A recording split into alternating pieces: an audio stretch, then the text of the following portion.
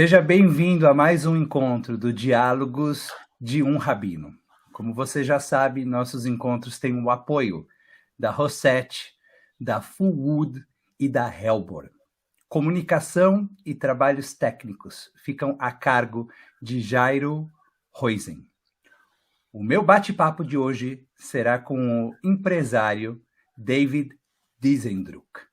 Boa noite, Michel. Muito contente de revê-lo e de estar aqui com você para a gente conversar, acho que num momento bastante conturbado da nossa história e importante, né?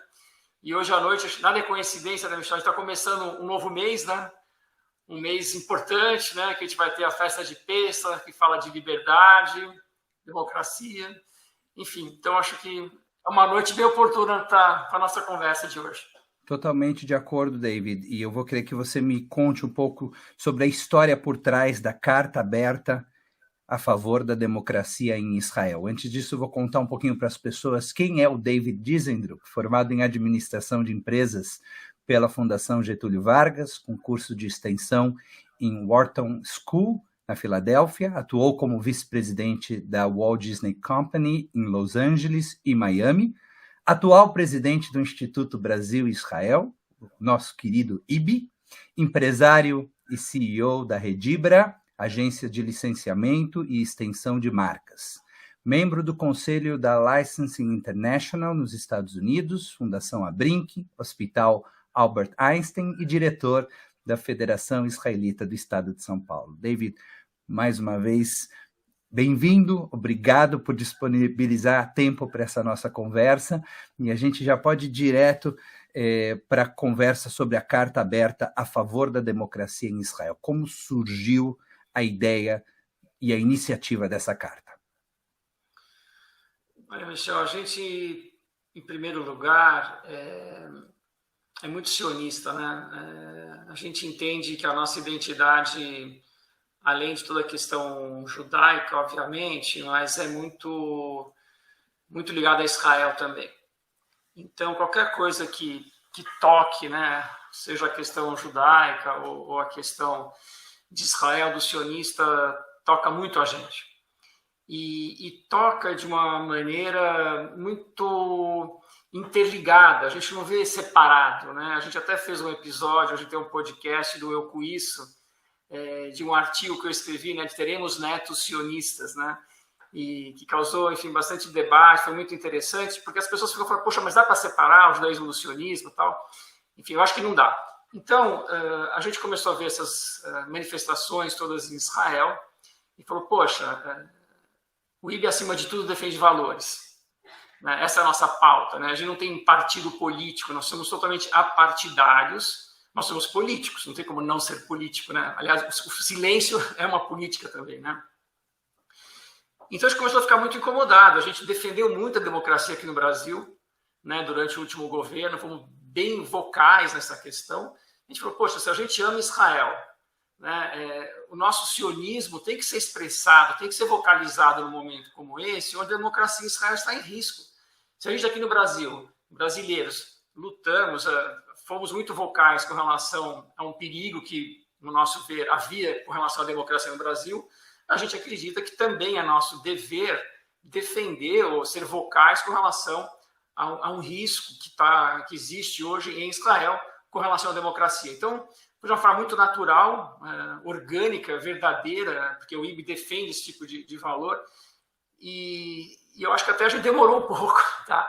Mas a gente realmente decidiu, enfim, sair com essa carta, estamos saindo junto com outras entidades também, né, com a CIP, com a Shalom, com os movimentos juvenis, a boa parte dos movimentos juvenis, e a gente abriu a carta hoje, algumas horas atrás, e a gente já está com mais de 500 assinaturas, Michel. Então, assim, é muito impressionante, a gente realmente vê que é uma dor, né, que está muito presente na nossa comunidade, e essa carta foi uma primeira iniciativa para as pessoas poderem vocalizar, expressar essa angústia que estão vivendo hoje com relação ao que está acontecendo em Israel.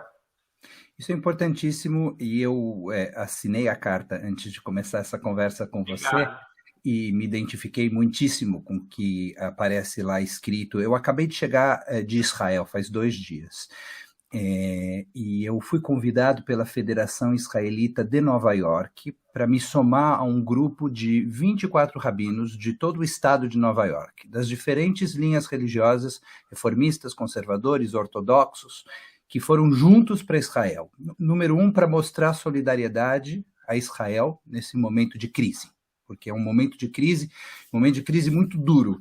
E Israel já passou por muitas crises no passado. Mas existe algo muito particular no que está acontecendo aqui. Nosso debate não é com o mundo de fora, nosso debate é com o mundo de dentro. Nosso debate é entre irmãos, é entre judeus, sobre qual vai ser o futuro do Estado de Israel, o quão democrático continuará sendo o Estado de Israel. E é um debate constitucional, é um debate existencial. Então, o que está acontecendo agora é muito, muito profundo. E além de mostrar solidariedade, a gente foi lá para entender um pouco melhor o que está acontecendo. A situação é muito complexa. E voltar para cá, para os Estados Unidos, e cada um desses 24 rabinos em suas comunidades, abrir o debate, conversar sobre o que está acontecendo, porque isso é o melhor caminho para a gente entender e apoiar, continuar apoiando. Né? Como você disse, nós somos sionistas, e não existe uma contradição entre ser sionista e criticar eventualmente o que acontece em Israel. Pelo contrário, né? A crítica é sinal de que a gente ama, de que a gente se importa, de que a gente se conecta de maneira profunda, porque se a gente não desse bola, a gente não precisava criticar, né? Então, eu queria ouvir de você como você entende esse momento, quer dizer, o que está acontecendo lá? Quais são as vozes que estão em disputa? O Mika Goodman, que é uma pessoa, um pensador israelense que a gente gosta muito, a gente fez até um evento junto com a CIP, né, para o lançamento de um livro dele. Ele fala que as pessoas, a gente tem que ser hoje, julgar menos e sermos mais curiosas. Porque no mundo na indústria da atenção que a gente vive hoje, todo mundo já quer julgar, né? E não tem curiosidade. Então eu acho incrível essa iniciativa da Federação Norte-Americana de levar, né, todas essas correntes do judaísmo junto para despertar curiosidade mesmo, né? E até escrevi um artigo recente que saiu no Estadão, acho que até você chegou a ver, sobre um pouco por aí, né? Tentando, e o IB é muito isso, né? O IB a gente não aceita uma resposta rasa, uma resposta superficial. Então o que a gente está vendo, né, Michel? E é óbvio que você viu bastante sobre isso também. A sociedade israelense mudou. Né? A gente tinha uma sociedade, na época, quando foi fundado Israel, majoritariamente ashkenazi, vinda da Europa, e hoje a gente teve uma imigração muito grande das comunidades do Oriente Médio, teve a imigração russa, teve, enfim, outras imigrações, então mudou o tecido social da sociedade civil israelense. E algumas estruturas institucionais israelenses ainda são as estruturas da época da fundação de Israel. Então, existe um ressentimento de parte da população israelense com essas pessoas que ainda têm uma certa dominação, vamos dizer assim, uma predominância, um protagonismo maior do que esses outros segmentos da sociedade civil israelense que não se vê representado. Então, existe um ressentimento, né, por parte desses segmentos da sociedade que existe, né? E a gente sabe que os políticos mais populistas, eles exploram muito esses ressentimentos, né? E o Bibi é um cara que faz isso com maestria. Então, essa questão do Supremo, o que está muito em debate é que esse Supremo, ele tem, em primeiro lugar, critérios de seleção dos juízes, que é um dos tópicos que está sendo discutido, que hoje, do jeito que você escolhe juízes, praticamente você só fica chamando a sua turma. Então, você não tem muita diversidade no Supremo pelos critérios de escolha. Então, esse é um tema. O outro tema que tem é com relação ao número de juízes necessários para você tomar uma decisão ou não. Que também, né, isso também é uma coisa questionável. Terceiro ponto é, poxa, mas se o parlamento israelense, com uma ampla maioria, aprovasse alguma coisa, eleito democraticamente, o Supremo, mesmo assim, teria o direito, né, tem o direito hoje, né, de negar, né, uma decisão de um parlamento que foi eleito democraticamente, né? Então, esses são alguns dos temas, né, que estão sendo discutidos, e existe em Israel, pelo que eu tenho lido, quase que um consenso sobre a necessidade das reformas. Existe um número pequeno de juízes, outra questão também de aumentar o número de juízes, que os processos em Israel, igual aqui no Brasil, demoram muito tempo, então ficam situações, né, pendentes durante muitos anos, então também quantos juízes tem que ter. Então existe um consenso, pelo que eu leio bastante em Israel, sobre a necessidade da reforma. O que está se questionando, né, é que não está havendo um debate. Né? E aí se pergunta, mas por que não está havendo um debate? Qual a pressa? Né? Ele tem uma maioria de 64 cadeiras, de um parlamento de 120, que teoricamente é pouco, mas Israel já é muito. Então ele tem um nível de conforto que ele poderia discutir. Ele tem a maioria. Então por que a pressa? E aparentemente, porque todo mundo está falando, a pressa é porque o Bibi Netanyahu está sendo acusado, né, de situações de corrupção e quer se livrar, porque esse julgamento também, né, por essa estrutura do judiciário israelense está demorando muito. Então, a motivação do Bibi seria se livrar, né, desses julgamentos de corrupção, porque uma vez que ele consiga que o Knesset, que o parlamento tenha um poder de decisão com relação ao Supremo, ele tem a maioria, o Knesset do parlamento vota, você está livre, e ele está livre e acabou. Então, o que está muito se discutindo é isso, é a ausência de um amplo debate sobre uma reforma que sim é necessária. Quando a gente fala de grupos que carregam um ressentimento, né? A gente está falando basicamente dos ultra-ortodoxos, a gente está falando dos ortodoxos nacionalistas, que não são os ultra-ortodoxos, mas também são uma população importante da malha social israelense. Estamos falando dos orientais, dos Mizrahim, que de certa maneira sentiram que foram vítima de discriminação quando chegaram em Israel por parte dos judeus ashkenazim, dos judeus europeus. Né? Então, praticamente, nós estamos falando desses grupos, né? Dos Mizrahim, dos orientais, dos ultra-ortodoxos, dos ortodoxos nacionalistas, que se veem menos representados na Suprema Corte e nas decisões que a Suprema Corte tomou até agora.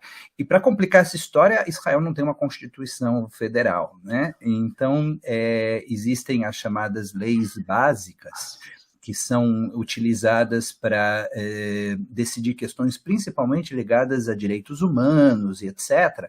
Mas essas leis básicas foram aprovadas sem nenhum ritual especial de aprovação, como normalmente uma Constituição Federal é aprovada, inclusive com um número muito pequenininho de parlamentares, porque na época que ela foi aprovada, não se tinha noção que ela ia se transformar numa espécie de Constituição informal. Então, pouquíssimos parlamentares, tarde da noite, no parlamento, fizeram a aprovação dessas leis básicas, e mais tarde o juiz Aharon Barak quem transforma essas leis básicas numa espécie de constituição informal. Será que é uma oportunidade agora para que Israel convoque uma Assembleia Constituinte? Então, tem aquela fala, né, que fala, as coisas nunca são tão ruins quanto parecem, né? E a gente, judaicamente falando, somos eternos otimistas, né? E um fato importante também, né, Michel, que a gente sabe que 30% da população israelense não votou. E a gente já viu fenômenos parecidos, onde uma parcela importante da população não participou de uma eleição, o Brexit, por exemplo, e depois se arrependeu amargamente. Então, você tem 30% da população que não votou. Então, isso até é um contraponto, um argumento, falar, poxa, mas o que vocês estão na diáspora falando aí de um governo que o povo de Israel elegeu? Sim, é verdade, quem foi lá e votou elegeu, né? Mas agora 30% não foi. Então, o que eu acho que, numa perspectiva otimista, é que essa sociedade, essa parte da sociedade israelense que estava meio ausente do processo político israelense, está percebendo que, olha, ou a gente participa da política, ou a gente vai ficar, esse país não vai ser o país que, como você falou, que a gente quer para os nossos filhos e netos. Então, eu acho que essa é uma perspectiva talvez mais otimista, que a gente está vendo uma mobilização inédita da sociedade civil israelense, e interessante até de religiosos, né? Não é só de seculares ou progressistas, a discussão aqui não é de esquerda, direita, ortodoxo, não ortodoxo, né? É uma questão de como você falou, o Henrique Zimmermann, a gente bateu um papo com ele essa semana passada, ele falou, Israel é um país jovem, então o que a gente tem que discutir é o que a gente quer ser quando crescer. Como é que a gente quer chegar aos 100 anos, daqui 25 anos? Como é que a gente quer chegar lá? Então, eu acho que esse debate agora se tornou crítico. Então, eu acho que a visão otimista é essa. A gente tem hoje uma parcela importantíssima da sociedade civil israelense, que são tropas de elite, né, do exército israelense, da economia israelense, das startups israelenses, da intelectualidade, da academia. Todo esse pessoal agora está na rua. Então, se esse pessoal passar a participar ativamente da vida política israelense, eu acho que a gente vai ter um Israel, né, nessa visão mais otimista, mais próximo do que nós acreditamos, né, que são a essência judaica e os valores que estavam expressos na Declaração de Independência de Israel. Eu estive com Mika Goodman em Israel e ele falou com o nosso grupo e disse esse pode ser o fim do começo ou o começo do fim, e Israel vai ter que decidir. O fim do começo no sentido de que é a oportunidade da gente aperfeiçoar o que aconteceu nesses primeiros 75 anos e seguir adiante de uma maneira muito fortalecida, muito boa, muito positiva. O começo do fim, se essas reformas forem aprovadas sem o debate necessário, né, existe a possibilidade de uma ruptura que ninguém sabe exatamente como vai ser e para onde vai levar, né, porque existe um risco real de que o governo aprove algo que o próprio judiciário vai tentar barrar, mas algo que diminui a força do judiciário que está barrando ou seja, uma crise constitucional, porque se o governo fala, nós decidimos que a partir de agora o judiciário não pode interromper o nosso processo de decisão de leis, e o judiciário disse, não, nós vamos interromper a tentativa de vocês de me impedir de interromper vocês, existe uma situação que ninguém sabe para onde ela leva e para onde ela vai.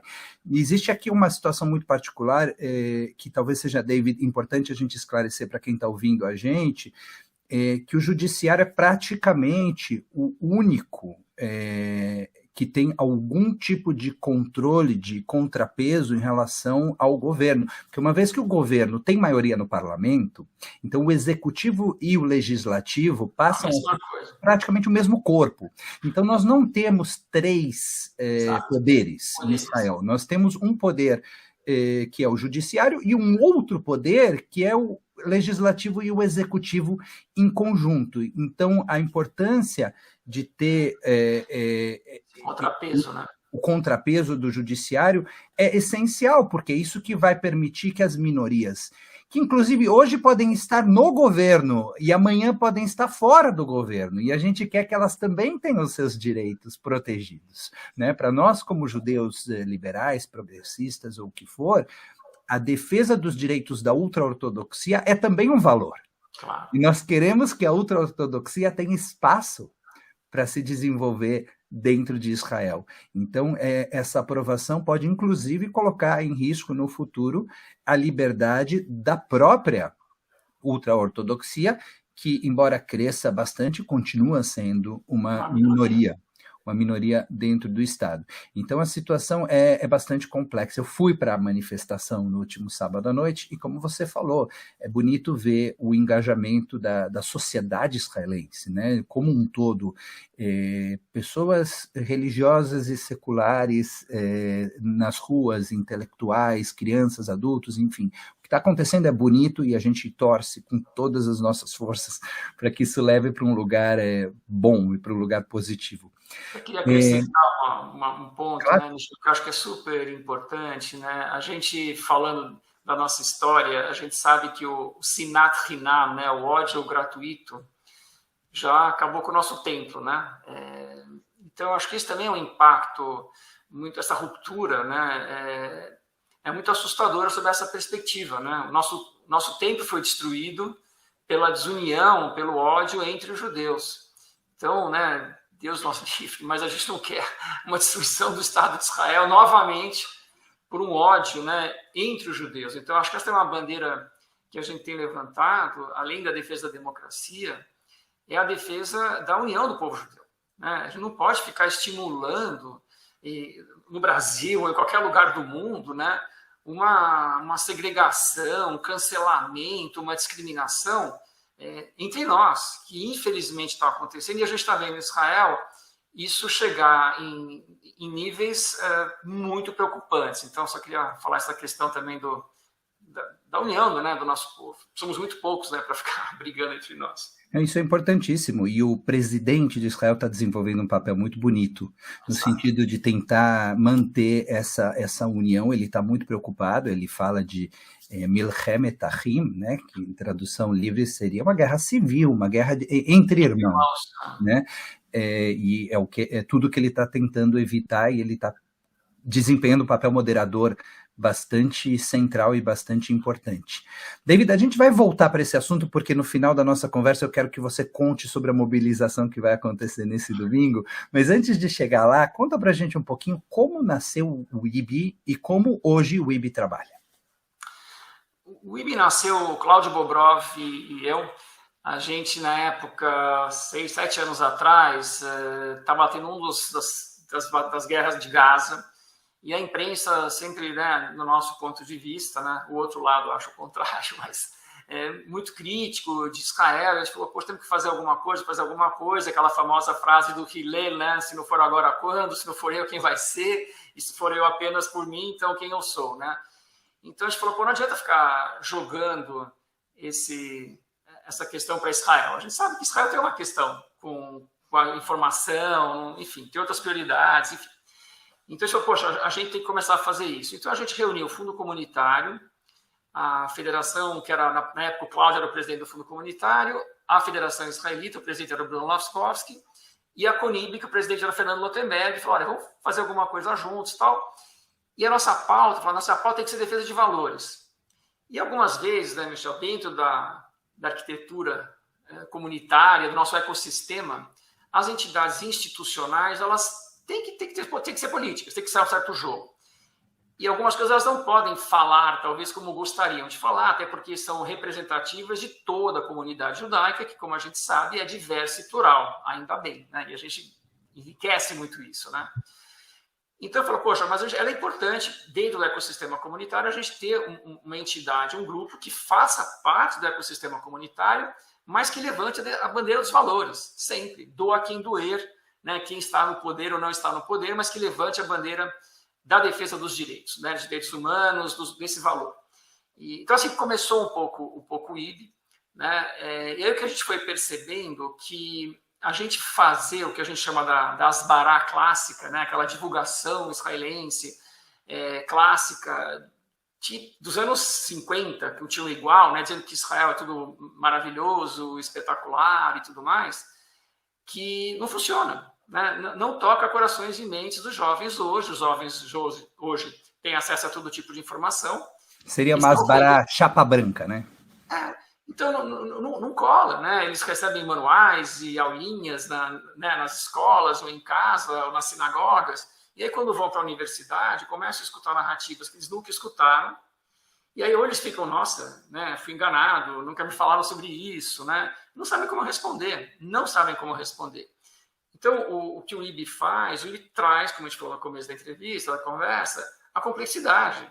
Né? O Amos Oz já dizia, não tem aqui bons e maus, né? É muito mais complexo do que isso. Então, a gente tenta trazer todas as camadas que existem na discussão. Né? Existe, obviamente, a nossa narrativa, mas existe uma narrativa do outro lado também. Né? E que a gente não pode ignorar totalmente essa outra narrativa. Tem que escutar o que eles estão dizendo também. Existem dois povos, né? E a gente tem que resolver isso, né? É um território muito pequeno. Então, o IB nasceu muito, acho que com essa proposta de defesa de valores e poder ser uma voz muito vocal, né? Muito que pudesse realmente expressar essa defesa dos valores, independente do que as entidades representativas da comunidade inteira falam, mas dentro do ecossistema. E aí acho que a gente foi aprendendo, um aprendizado gigantesco, né? Pessoalmente posso dizer isso, foi maravilhoso, de encontrar outras maneiras e outras narrativas de a gente tocar corações e mentes dos jovens, e também, Michel, um negócio que a gente percebeu nessa jornada aí de 6 anos que o IB já tem, a gente tem um capital humano dentro do Brasil e de São Paulo, né, que está mais próximo, de judeus imenso, que está totalmente afastado da nossa comunidade. Se a gente pega os números, né, de crianças nas escolas judaicas, de pessoas que vão nas sinagogas durante a noite da Neilá, que é o nosso Super Bowl, dos sócios que a gente tem nos nossos clubes, a gente vai ver que a gente chega no máximo a 40% da comunidade, do número estimado que a gente tem de judeus, né? Em São Paulo, estou falando, né? Então, assim, tem 60% que estão por aí. E um dos, óbvio que não é apenas o motivo das narrativas que são apresentadas, né? Existem vários outros motivos, mas a gente acredita que um dos motivos é a falta de espaços acolhedores ao diálogo, ao debate, à escuta. E isso talvez seja um dos grandes impactos que o IB tem conseguido nesses anos, né? A gente está atraindo um capital humano muito valioso que estava sem espaço dentro da comunidade e agora não só está dentro de volta nesse ecossistema comunitário, mas fazendo uma contribuição gigantesca, enriquecendo, né, a nossa diversidade, trazendo outras perspectivas, enfim, então um pouco isso, né? E quais são os braços que tem o IB? Como o IB atua na prática? Na prática, a gente tem um pilar de formação, então a gente oferece cursos, seminários, lives, a gente tem grupo IB no campus, então a gente tem hoje 4 grupos que atuam, acho que são cerca de 50 universidades em 8 estados brasileiros, fazendo debates, criando, estudando, publicando livros sobre o assunto. A gente tem toda uma área de comunicação, então todas as redes sociais, onde a gente divulga muito conteúdo.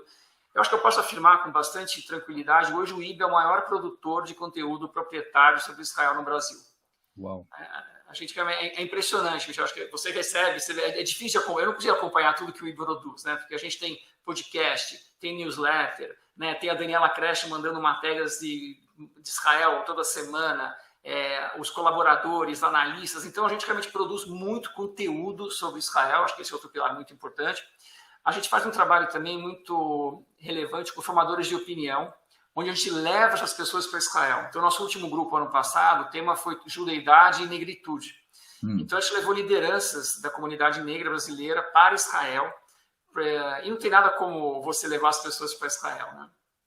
Então, isso é um outro pilar de atuação muito, muito importante nosso.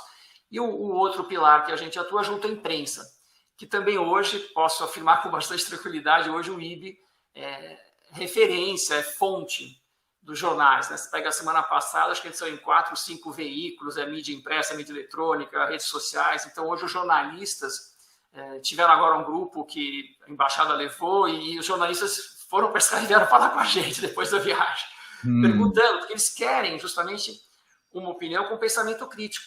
Claro. E não simplesmente, como você falou, né, chapa branca. Eles querem esse olhar, então isso dá muita credibilidade para nós junto à imprensa. Então, porque a crítica enriquece o debate, né? Aprofunda o debate, faz com que a gente consiga desenvolver muito mais as ideias e se aproximar muito mais das soluções, na medida que a gente consegue realmente debater com coragem. Uma coisa que a gente escuta por parte, né, da comunidade sionista não, mas a gente não vive lá, então a gente não tem o direito de opinar, a gente não vive lá e a gente não tem o direito de criticar, a gente não tem o direito de falar nada porque a gente não vive lá.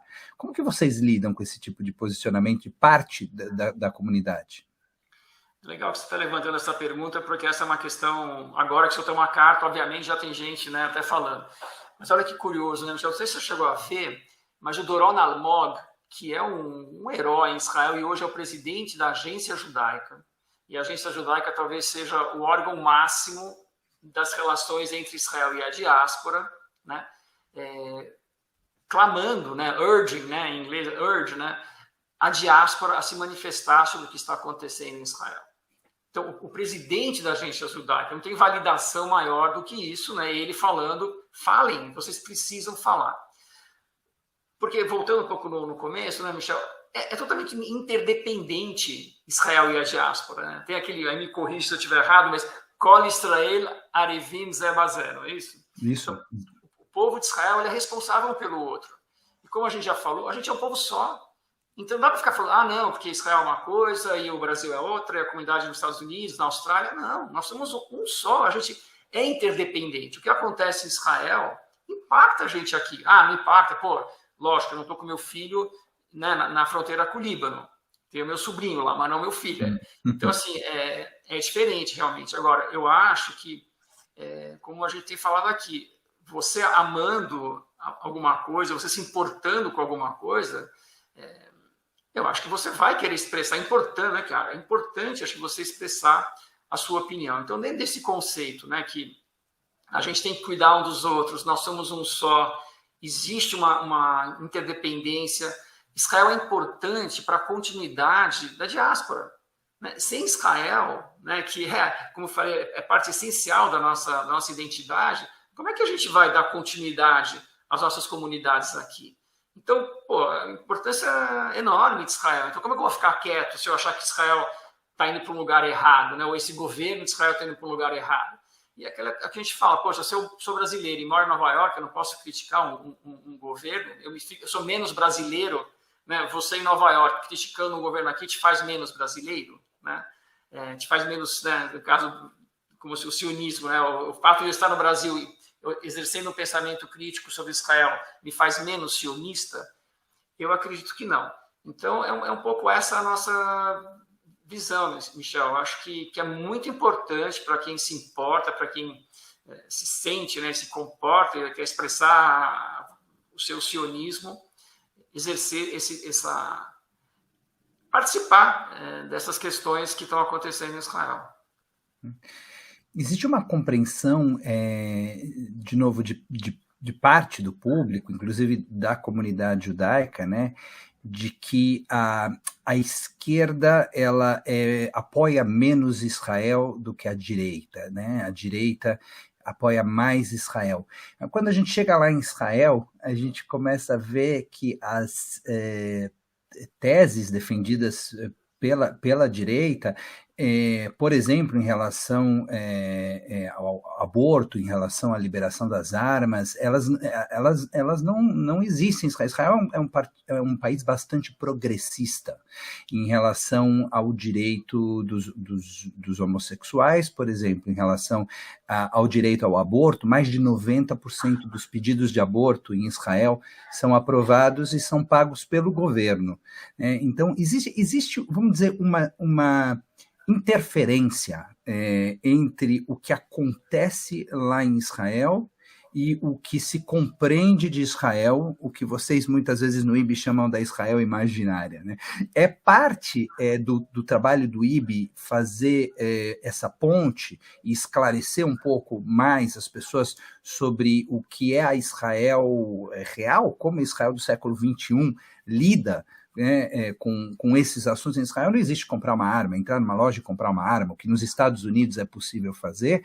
Em Israel isso não existe. A pessoa que vai carregar uma arma só vai carregar uma arma se ela estiver em função no exército, na polícia, ou no serviço secreto, enfim, algum tipo de trabalho oficial, mas o indivíduo não tem essa possibilidade. Então, como o IB atua para fazer com que a Israel real confronte essa Israel imaginária? A gente atua de uma forma meio matricial em todos os nossos pilares de atuação. Então, nas universidades, como a gente falou, a gente aprofunda os debates. Então, isso você traz, né, obras e autores israelenses, a gente vai fazer agora no Rio de Janeiro, no final do mês, um evento muito grande com a PUC, com a FRJ, que estão vindo acadêmicos israelenses. Então, se discute muito essa questão na academia, trazendo toda essa diversidade que você falou. Uma outra área de atuação também que é interessante é na área cultural artística. Então, por exemplo, a gente fez no ano passado o primeiro festival de cinema israelense com o Sesc. E sempre com essa preocupação, né, Michel, de ir para fora. Né? O IB, a gente fala, nosso foco prioritário não é tanto para dentro da comunidade, a gente quer muito ir para fora, porque eu acho que isso pouca gente faz. Né? Então, universidades fora. Sesc, poxa, uma das maiores entidades culturais, Festival de Cinema Israelense no Sesc, trazendo filmes que justamente abordam essa diversidade. A gente fez junto com o Museu Judaico, participamos de um festival de literatura judaica. A gente já participou da Flip também nos anos passados, com autores israelenses, né? Esse ano a gente trouxe junto também com o museu, com a embaixada, a Ayelet Gunter Goshen, não sei se você já conhece, é uma autora espetacular, né? Veio para cá, então através da literatura. Então, a gente vai tentando, na imprensa, como eu falei, né, trazendo muito isso, com formadores de opinião levando para Israel. Então, em todos esses pilares de atuação, academia, formadores de opinião, imprensa, nas artes, na cultura, a gente vai tentando atingir públicos diferentes, mas trazendo justamente essas outras camadas de Israel que mostram toda a sua diversidade, a sua pluralidade. Você falou sobre essa identidade complexa que nós temos, né, e que a questão do judaísmo e do sionismo está sempre presente. Inclusive, a maneira como nos veem lá fora é como um conjunto, né? Israel e judaísmo estão conectados de uma maneira. Me lembro uma vez eu fui com uma delegação da Confederação Israelita do Brasil, da CONIB, visitar um ministro das Relações Exteriores brasileiro em Brasília, e aí assim que os representantes da CONIB entraram, ele olhou para a gente e falou, não, porque eu tenho uma relação muito próxima com vocês israelenses. E naquele momento para ele era confuso o que é israelense e o que é israelita, e o que é judeu e o que é Israel. Ou seja, o IB de alguma maneira trabalha para realizar essa ponte entre as instituições da comunidade judaica, como a Federação, a Confederação e etc., e as instituições diplomáticas do Estado de Israel. Como é que é feito esse trabalho? A gente não atua. Essa questão, infelizmente, Michel, como você falou, a gente teve um embaixador aqui de Israel, né, que nem merece ser citado aqui, agora está envolvido aí num escândalo em Israel, né, mas ele tinha uma visão que se você criticava Israel, você era um traidor, um inimigo de Israel, que é o que essa coalizão está falando agora, né, que são terroristas e anarquistas e traidores, né, todo mundo que se opõe a Israel. Então, e é uma visão, infelizmente, que não vou dizer que predomina, mas é muito presente em algumas entidades aqui no Brasil. Então, é muito difícil para a gente ter acesso nessa parte mais diplomática, institucional. Então, a gente atua mais, como eu falei, mais na academia, na imprensa, com formadores de opinião. Isso é muito interessante, né, Michel? Porque as estruturas de poder mudaram no mundo inteiro. Antigamente, né, quando eu falo antigamente, é 5 anos atrás, né, 10 anos atrás, a estrutura de poder era muito centrada nos governos. Então você tinha, né, isso é bem judaico, também ser amigo do rei, tá tudo certo. Só que hoje, quem é o rei, né? O rei é quem está lá na capital, né, no governo, ou o rei é o cara que tem, né, não sei quantos milhões de pessoas no YouTube, no Instagram, né, no Twitter, ou é o cara que tem um veículo fortíssimo, né, de imprensa nas redes sociais ou em qualquer outro lugar. Então, mudou a estrutura de poder. O poder hoje não está na política apenas. Até a gente vê hoje cada vez uma desconexão maior entre governo e sociedade civil. Então, a atuação do IB é mais focada na sociedade civil, que a gente acha que é uma área muito desprotegida por parte da nossa comunidade. Tem pouca gente, como a gente falou, construindo essas pontes, dialogando, escutando.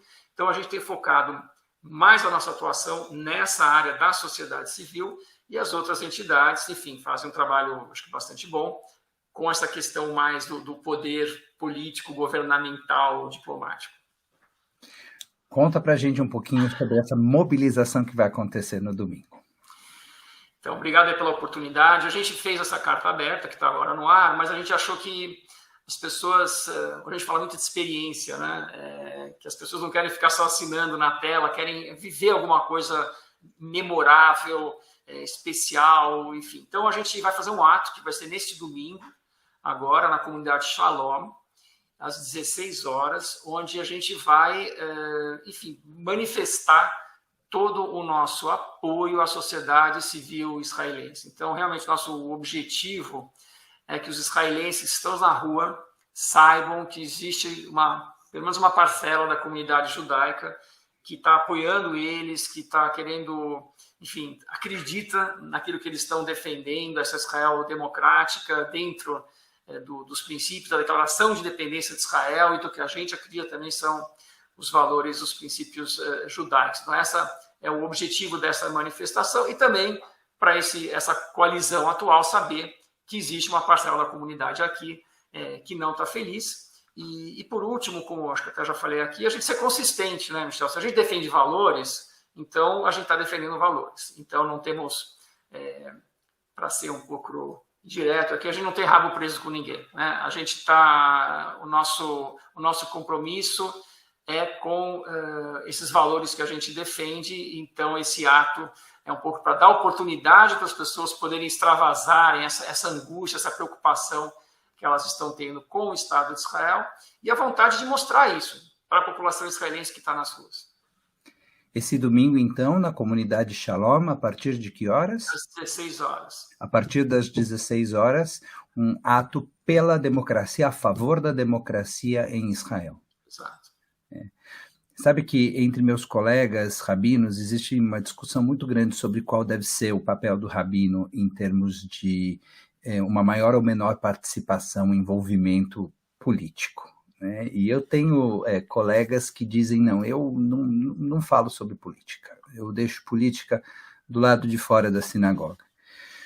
Mas eu acredito, David, assim como você sinalizou nessa nossa conversa, que nós somos seres políticos e nós estamos fazendo sempre política, seja por ação, seja por omissão, né? Então, quando existe um momento agudo da sociedade à nossa volta e a gente não se manifesta a respeito, a gente está votando através da omissão, a gente está impactando através do silêncio. Uma das coisas mais bonitas que eu gosto da nossa tradição é que as sinagogas elas têm arquiteturas muito diversas. Cada sinagoga do mundo tem uma cara e tem um jeito, mas existe uma linha que conecta todas as sinagogas do mundo. O Talmud indica que toda sinagoga deve ter janela. E a ideia da janela é que o ritual precisa estar conectado com o que acontece nas ruas. Porque a hora que o ritual deixa de estar conectado com o que acontece nas ruas, ele deixa de fazer sentido. Então, a ausência, o silêncio, a omissão, acredito eu, não é uma opção, né? Em um momento como esse, eu fiquei muito feliz de poder ser convocado pela Federação aqui de Nova York, de ir para lá e de mostrar solidariedade, de trazer informações.